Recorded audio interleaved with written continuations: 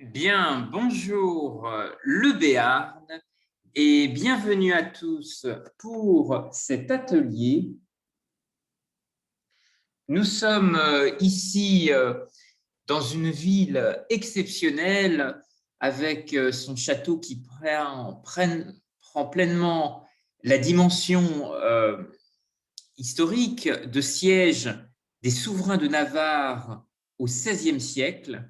Et Pau a été ce centre politique et intellectuel de premier plan. L'histoire paloise a été effectivement durablement marquée par la naissance d'un roi, le futur Henri IV, en 1553, dans le château royal. Et avec la fin de l'indépendance béarnaise en 1620, Pau perdra peut-être de son influence, mais restera à la tête d'une province largement autonome jusqu'à la Révolution. C'est au XVIIIe siècle que naîtra le palois Jean-Baptiste Bernadotte, roi de Suède et de Norvège, de 1818 à 1844. Et la Belle Époque marquera justement un nouvel essor pour Pau et son ouverture internationale avec l'afflux de visiteurs britanniques. Et aujourd'hui, l'occasion est d'ouvrir ce débat à travers les relations avec nos voisins irlandais. Alors, les bienfaits du climat palois ont été décrits par de grands écrivains anglophone et Pau a su se transformer avec la construction de villas, de palaces, d'équipements publics, bains, casinos, funiculaires. Et Pau deviendra une grande capitale d'aéronautique, sous l'influence, bien entendu, des frères White. Alors, je vous rappelle ces éléments, ce contexte historique, pour réfléchir ensemble sur la façon dont finalement le Béarn, ici dans les Pyrénées-Atlantiques, il est encore possible de faire grandir l'innovation. L'innovation avec nos voisins irlandais, et vous allez le découvrir au fil de cette présentation.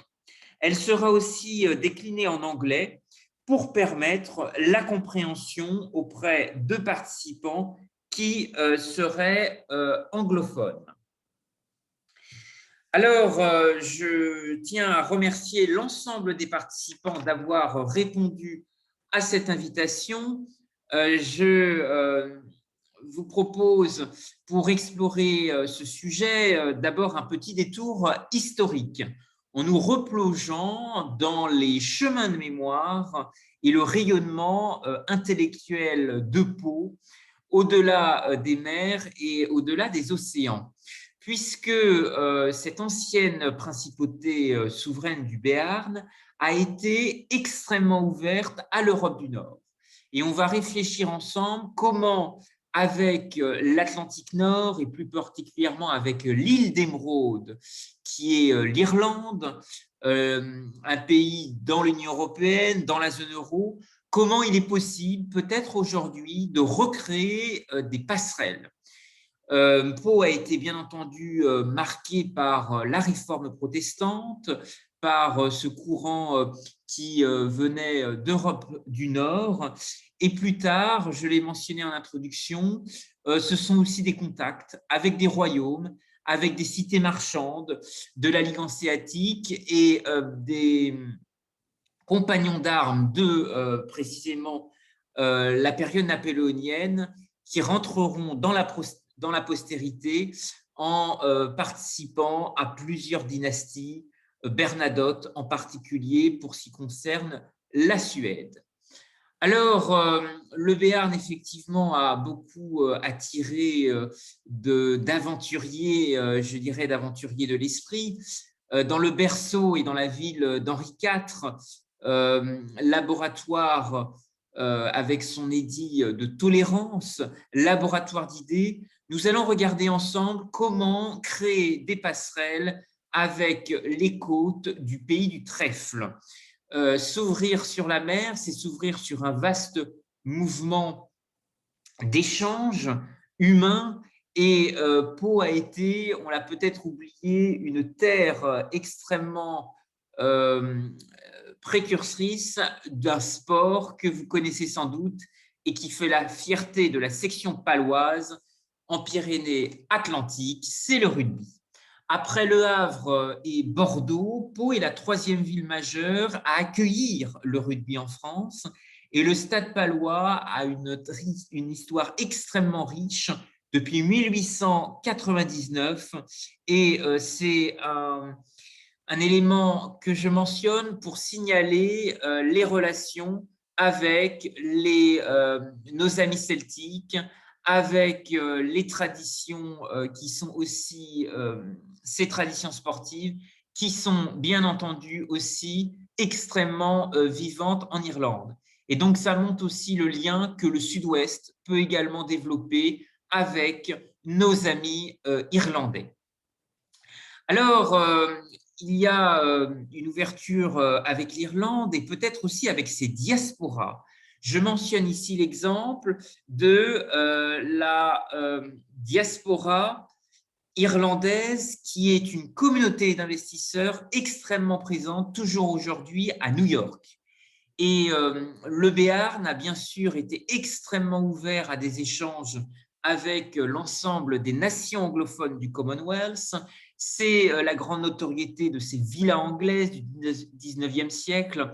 C'est aussi des échanges académiques, des échanges universitaires qui ont été encouragés avec l'établissement de l'université et l'arrivée également d'intellectuels.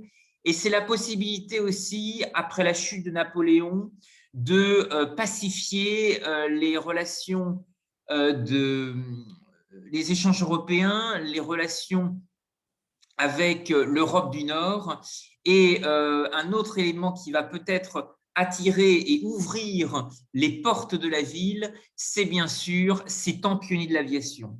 C'est la belle époque, ce sont les frères White et Pau rayonne également sur la côte est des États-Unis à cette époque. En Caroline, où se développent les premières expérimentations avec ces temps pionniers de l'aviation qui naissent aussi au contact de rivières, d'abord dans des hangars à bateaux avec les premiers hydravions en bois et en tissu. Et l'économie du bois sera aussi un élément extrêmement fort des échanges avec l'Irlande. Je pense que cette économie circulaire, comme elle est portée aujourd'hui en Nouvelle-Aquitaine, pourrait également relancer des liens, encourager aussi des dynamiques collaboratives avec des communautés irlandaises au-delà des mers, à l'étranger. Je pense à la communauté irlandaise de New York, dans les fintech, mais qui travaille aussi sur des monnaies alternatives et qui travaille sur de nombreux nouveaux vecteurs d'échange. Alors, des vecteurs d'échange et des monnaies, il y a eu un écrivain extrêmement précurseur qui a mis un peu la voix sur ces sujets d'ouverture maritime, d'ouverture sur les océans. C'est Victor Hugo, à travers une œuvre qui s'appelle Les Travailleurs de la mer, dans lequel Victor Hugo imagine la figure d'un roi au crinier de l'océan. Cette figure est assez originale puisque ce souverain océanique refuse le droit à l'entrée de l'or et de l'argent dans son royaume sans son autorisation. Et la seule monnaie autorisée est le coquillage, dont la mer est l'inépuisable coffre-fort. Avec les Pyrénées-Atlantiques, je pense qu'on en sait quelque chose. Alors, les huîtres, qui sont aussi importantes, ont rayonné et ont fait vivre un arc atlantique extrêmement important, puisque des ostréiculteurs sont aussi allés tenter leur chance et valoriser ces fameux coquillages. Certains ont racheté de petites exploitations et ont voulu créer Sophie Selfish, la société franco-irlandaise. Alors, pour vous donner quelques chiffres, on considère aujourd'hui que 86% des huîtres irlandaises sont exportées vers la France. C'est un processus relativement long, 3 à 4 années d'élevage sont nécessaires pour obtenir une huître commercialisable. Le coquillage, l'huître, est donc extrêmement convoité, à la fois en France, dans le Béarn, mais aussi avec nos amis et nos voisins d'Irlande. Alors, l'ostréiculture ne s'invente pas, c'est un processus relativement long, et l'Union européenne a fortement encouragé, subventionné le développement de cette activité. Ce qui montre vraiment l'opportunité que les Pyrénées-Atlantiques peuvent avoir de développer des ponts, de développer des échanges avec l'ensemble des partenaires de l'Union européenne. Ce partenariat européen, je vous parlais aussi des dynamiques interceltiques avec la section paloise qui a fait naître une passion pour le rugby à Pau. Il y a eu bien sûr d'autres contacts. Je veux parler de cette dynamique acier pyrénéen, charbon irlandais et gallois. C'est un formidable arc atlantique qui s'est développé et qui a permis aussi d'entraîner sur son sillage énormément de ports secondaires de l'Atlantique, pas seulement en Nouvelle-Aquitaine, mais aussi en Bretagne. Je voudrais citer l'exemple du bassin industriel de Nantes-Saint-Nazaire dans la région des Pays de la Loire. Et ces échanges maritimes avec l'Irlande, mais aussi avec le Pays de Galles, je pense au charbon. Peut-être que vous connaissez les charbonniers de Jersey, qui étaient ces bateaux qui transportaient du charbon le long de l'axe transmanche, mais aussi de l'axe atlantique, ont été ce formidable dynamisme pour le développement du Béarn. Alors ici, on observe ces deux grandes rivières avec, bien entendu, un trait d'union avec la montagne et la ressource en bois qui doit nous inspirer aujourd'hui à vraiment porter cette dynamique d'économie circulaire qui peut être extrêmement positive avec nos amis celtiques, avec nos voisins irlandais. Alors, Pau, c'est aussi une histoire de résilience, c'est aussi une histoire de résistance.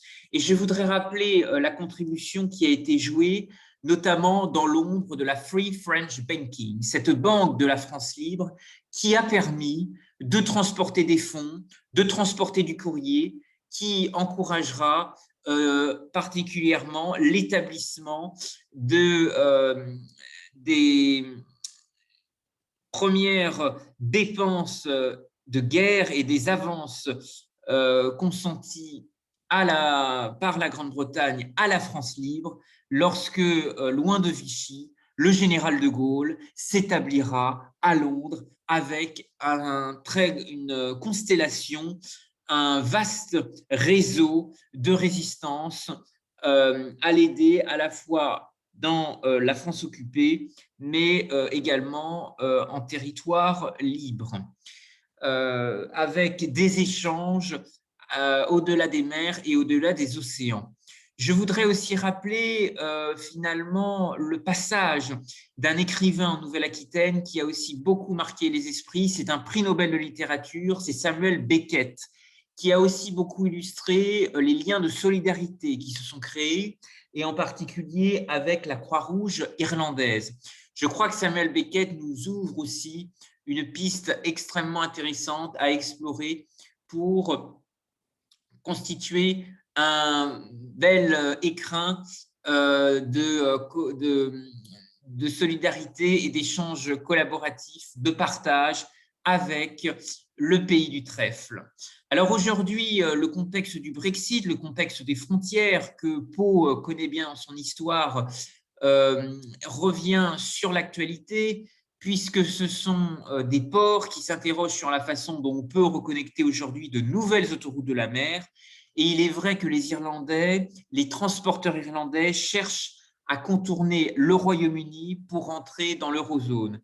Et c'est un élément extrêmement important qui peut peut-être permettre aux Pyrénées-Atlantiques de constituer une nouvelle porte ouverte entre à la fois la France, mais aussi l'Espagne. Alors, l'ouverture peut-être sur ces grandes aventures maritimes a été fortement stimulée par une ville qui a connu comme Pau un grand rayonnement intellectuel, c'est Venise.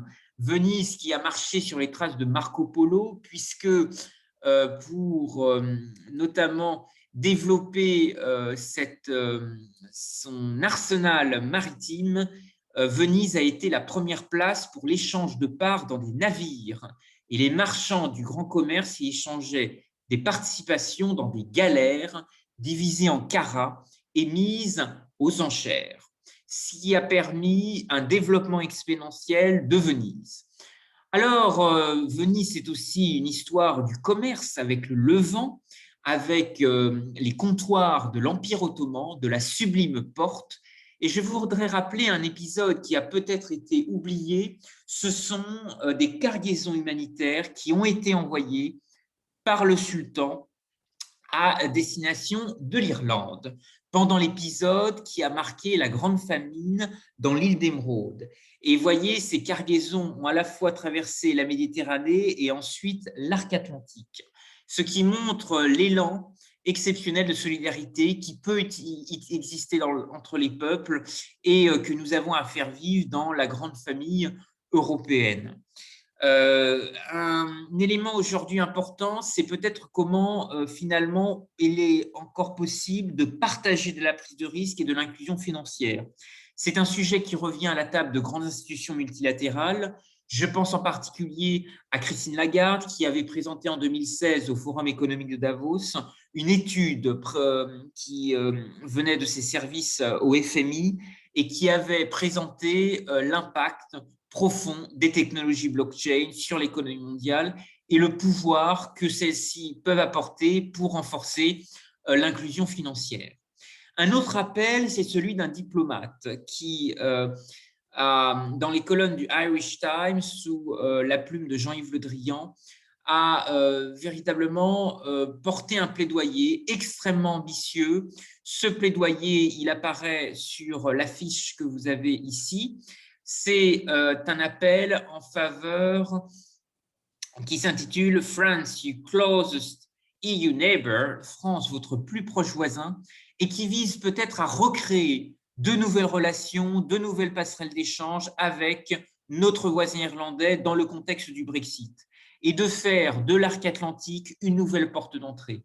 Ce sont des opportunités pour la Nouvelle-Aquitaine, pour cette grande région, et plus particulièrement pour le Béarn. Je crois que les Pyrénées-Atlantiques peuvent effectivement recréer ces liens d'ouverture, ces liens d'ouverture transatlantique avec l'Irlande, mais aussi avec l'ensemble de ces diasporas. Quel financement innovant pour demain? C'est précisément le sujet qui nous réunit aujourd'hui, puisque la présentation qui va vous être faite au sujet des Youth Banks est de précisément rentrer sur ce sujet de banques participatives portées et gérées par des jeunes nés en Irlande. Je vous parlais de la communauté irlandaise de New York, ces temps pionniers de l'aviation qui ont fait de Pau une grande capitale de talent, une grande capitale d'innovation ouverte vers les découvertes. Je voudrais vous rappeler que de grandes compagnies aériennes sont aussi présentes dans les pays du Golfe et que la diaspora irlandaise est aussi extrêmement dynamique dans ce domaine. Elle a une présence à la fois au Moyen et en Extrême-Orient. Et j'ai eu la chance de travailler dans plusieurs pays du Golfe Persique. Et à ce titre, j'ai pu découvrir des clubs, des représentants de la diaspora irlandaise extrêmement actifs, extrêmement mobilisés jusqu'à l'Australie. Ce qui montre qu'encore une fois, ce grand passé pionnier d'aéronautique est précisément peut-être un élément d'inspiration extrêmement fort pour la prospective du territoire. Alors, dans la vision irlandaise, et approchons le sujet ensemble des Youth Banks, l'idée est vraiment faite que pour faire germer des talents et des innovations, l'argent est là pour investir et pour créer. C'est une forme d'énergie universelle dans les affaires qui permet de faire bouger les choses et de transformer les visions en réalité. Alors, comment effectivement appréhender, découvrir le modèle irlandais des Youth Bank et débattre de son ouverture paloise ici dans le Béarn? Je vous propose de rentrer dans le vif du sujet. Qu'est-ce qu'une Youth Bank? Qu'est-ce qu'une Youth Bank? Est-ce un petit coin d'Irlande à Pau? On va le découvrir ensemble. Dans l'immédiat, je voudrais aussi vous recommander une petite vidéo qui s'intitule en anglais « What is a Youth Bank ?» et c'est un véritable outil qui vous permet de découvrir l'articulation, la façon dont se développent les Youth Bank et quelles sont les dynamiques mises en place dans les territoires à l'échelle de collectivités, d'écoles, d'établissements scolaires, éducatifs, et quels ont été les partenariats locaux qui ont le mieux marché. Alors, il y a ici le lien, mais je transmettrai l'ensemble des planches aux participants à cette visioconférence. Vous aurez accès à l'ensemble des ressources et des références mentionnées ici, comme cette vidéo que je vous invite à consulter sur YouTube. Rappelons peut-être la genèse des Youth Bank. L'idée est née dans l'île d'Émeraude, en Irlande, dans les années 90.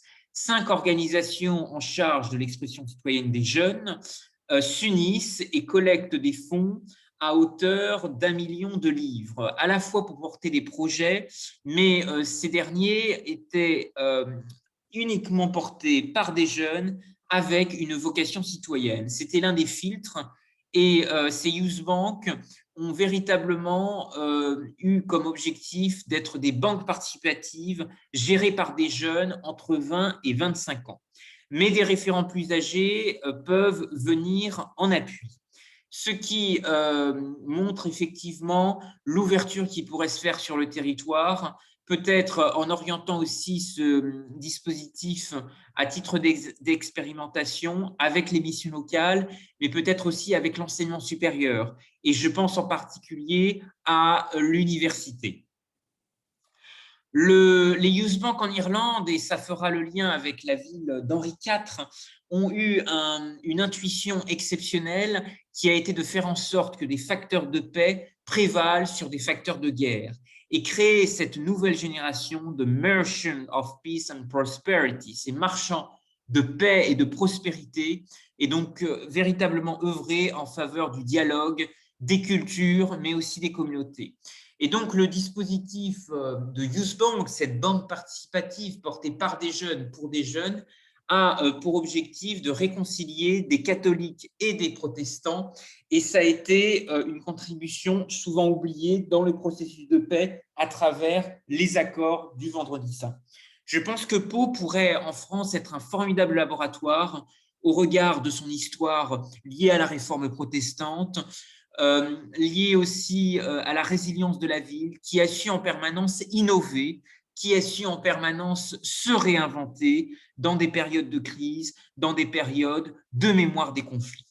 Alors, comment qualifier finalement les Youth Bank et comment fonctionnent-elles? Il existe à Pau un organisme qui s'appelle le Crédit municipal de Pau, qui a un rôle historique de prêt sur gage. Les Youth Bank sont plutôt, à la différence, une structure de financement participatif dédiée aux jeunes talents porteurs de projets innovants. Et il ne s'agit en aucun cas de doublonner les dispositifs déjà existants. J'ai mentionné le Crédit municipal de Pau. Il y a aussi des réseaux de business angels très actifs.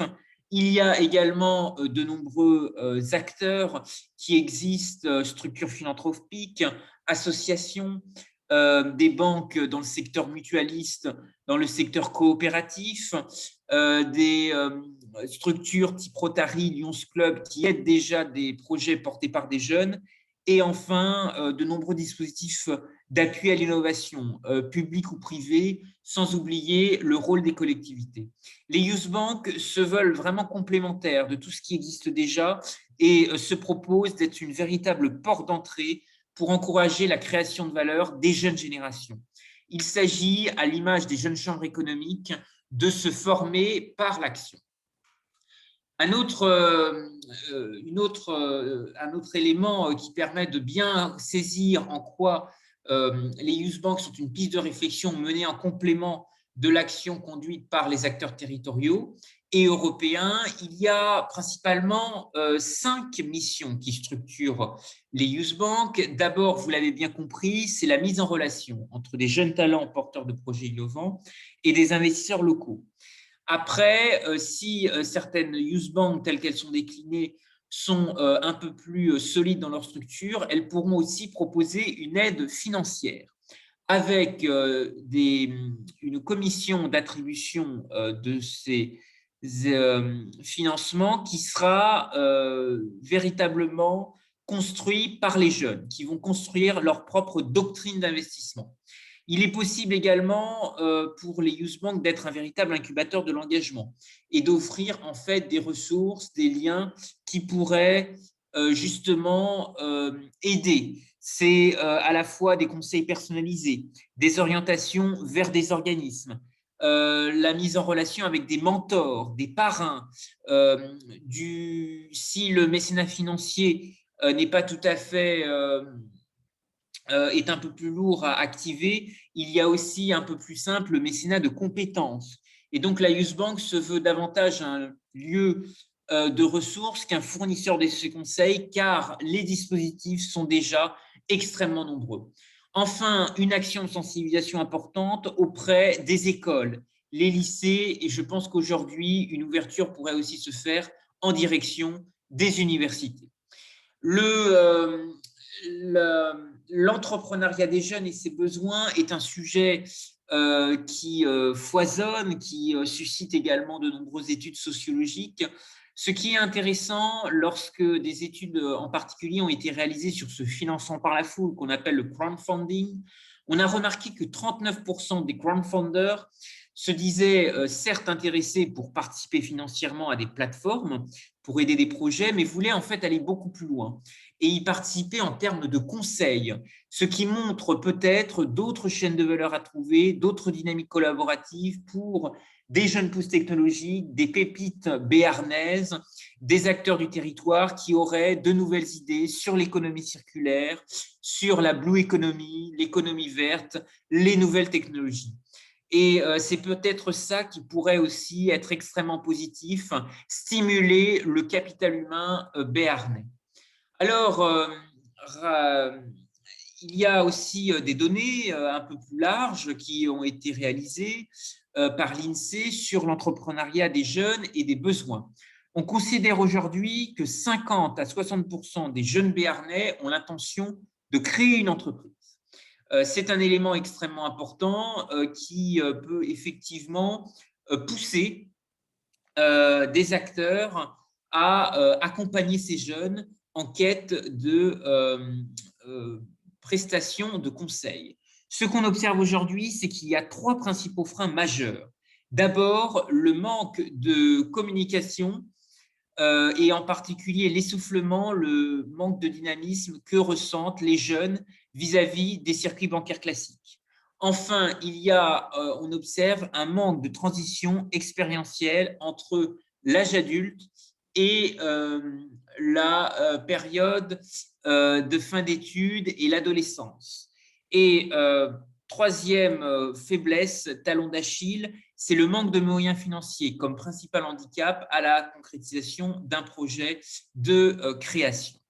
Alors, de nouveaux défis pour le territoire béarnais existent, ils sont nombreux. Dans le contexte que nous connaissons aujourd'hui, il faut peut-être réfléchir à la façon dont le e-commerce, dont la révolution numérique modifie en profondeur nos relations collaboratives, nos relations avec les gens. Je voudrais aussi vous dire que finalement, la vision de l'entrepreneuriat, elle évolue peut-être sur la place que peuvent jouer aussi de nouveaux vecteurs d'échange, de monnaie alternative. Je vous parlais de l'intuition de Victor Hugo qui imaginait le coquillage comme une monnaie. Le kauri a été un coquillage utilisé comme monnaie en Afrique et au Moyen-Orient. Et dans l'océan Indien également. Alors, les youth banks, comment bien comprendre leur fonctionnement et leur articulation? Il y a de façon atypique des golden rules, des règles d'or qui permettent de structurer le fonctionnement de ces structures.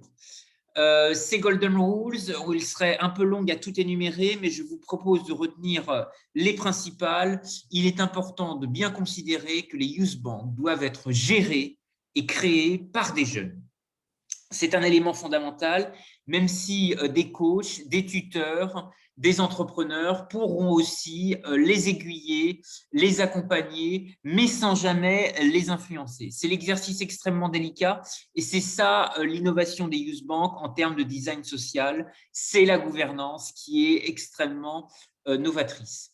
Je précise également que pour réussir l'architecture des youth banks, il faut, comme il en existe en Irlande, mais aussi au Royaume-Uni, il existe aussi des confédérations des youth banks qui sont aussi là pour appuyer les différentes expérimentations menées dans les territoires. Elles sont là aussi pour développer des relations institutionnelles, organiser peut-être des liens qui pourraient se développer avec des fondations, des mécènes, des investisseurs locaux. C'est un élément important et ce sont véritablement ces structures de support qui font vivre le réseau des youth banks dans l'île d'Émeraude en Irlande, mais aussi au Royaume-Uni, en Écosse, en Angleterre et dans le Pays de Galles.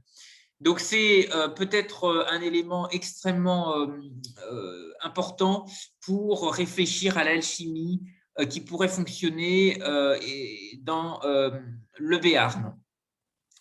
Alors, les Béarnais aiment également avoir des outils et des méthodes. C'est pourquoi un petit ouvrage d'innovation a été aussi créé pour permettre à tous les acteurs pyrénéens de s'approprier le sujet. Et je serais très heureux de remettre à l'ensemble des participants une copie de cet ouvrage que j'ai coécrit grâce au déplacement à Paris du fondateur irlandais des Youth Bank qui est venu il y a quelques années et qui a lancé une formidable dynamique. J'ai voulu offrir un contenu francophone qui permette véritablement de transmettre sa pensée et de s'approprier ce concept et de débattre de son opportunité d'expérimentation paloise ici dans le Béarn. Ce livre blanc est accessible à tous. Je vous invite à en prendre connaissance, à réagir si vous avez des questions. L'idée est véritablement de faire vivre un laboratoire d'idées. Je pense qu'il y a beaucoup de leviers à imaginer, peut-être en partenariat avec le Crédit municipal de Pau. En tous les cas, c'est un élément extrêmement intéressant et stimulant que je vous propose d'explorer. Il y a, en termes de réappropriation de l'espace public, peut-être d'autres inspirations transatlantiques qui peuvent nous encourager. C'est notamment le Media for Equity, qui est une voie alternative pour le financement des associations béarnaises, mais aussi des startups béarnaises.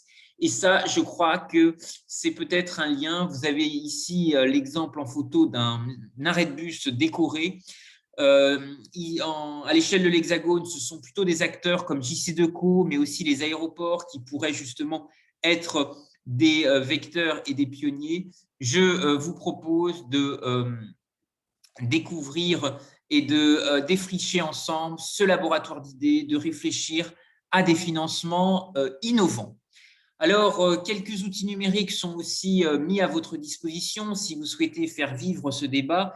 Il existe une page Facebook, un compte Instagram et un compte Twitter qui s'intitule tout simplement Youth Bank France et qui vous permet de participer à des événements qui s'organisent dans des villes, dans des campus, sur différents territoires pour faire parler de ce sujet et le mettre en valeur à l'aune des approches de financement innovant qui peuvent fortement irriguer le territoire béarnais. Je voudrais vous remercier pour votre attention. Cette conférence avait deux entrées, d'abord un prisme historique et un prisme ouvert vers l'innovation. Je vous propose d'ouvrir les échanges. Si vous avez des questions, il y a tout simplement une bulle de discussion dans laquelle vous pouvez réagir. Merci à tous et très heureux de pouvoir développer ce débat dans les Pyrénées-Atlantiques, ici à Pau, mais peut-être que d'autres villes et d'autres territoires seraient intéressés pour explorer le sujet. Je vous souhaite une très très bonne journée et vous pouvez réagir dans la capsule pour poser vos questions.